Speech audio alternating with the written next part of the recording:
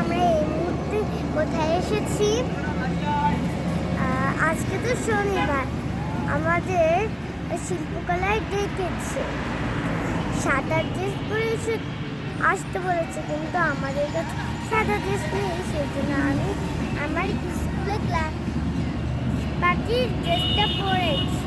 আমার জন্য কেমন লাগছে অবশ্যই কমেন্টে জানাবেন। লেটস গো, এখন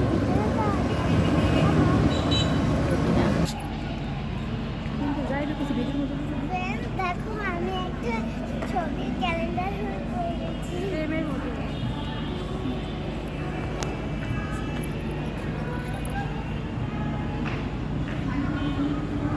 আমি শুনতে পাচ্ছি পাশে যাতে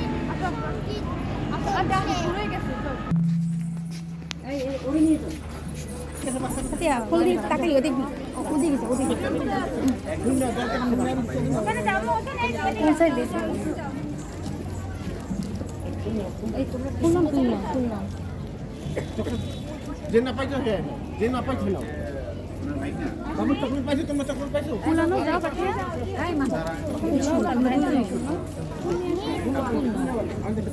ফুল নাও নিতে বলো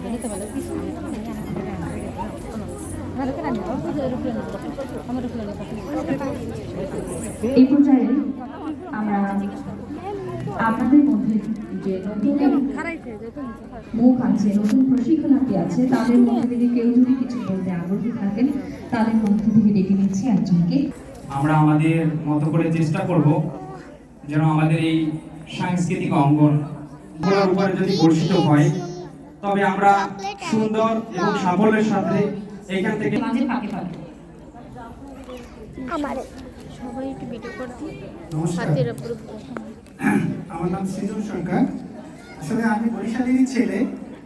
আমার ছোটবেলা থেকে বেড়ে ওঠা কাঠপুটিতে অনেক অনেক বছর যাবত আমি বরিশালে ছিলাম। মাঝে কিছুদিন ছিলাম না বরিশালে, আমি একটা মেডিসিন কোম্পানিতে জব করি। আমি বরিশালে 6 বছর পর আবার এসেছি, মানে কামব্যাক করেছি। তো আমি সবসময় চেয়েছি যে আসলে আমার অনুভূতিটা ছিল এরকম যে আমি ছোটবেলা থেকে একটু গান শিখি বা একটু নাটক শিখি বা একটু আবৃত্তি করি। আসলে কখনোই ওভাবে পারি নাই, পরিবারের যে কোনো চাকরির কারণে বা যে কোনো কারণেই হোক। আসলে আমার একটা কন্যা সন্তান আছে, ওর প্রায় 6 বছর বয়স, ওর নাম সায়ন্তনী সরকার। তো আমি যখন আসলে এখান থেকে চলে যাই, আমি ছিলাম ভোলা প্রফেশনে, জবটা ওখানেই করি।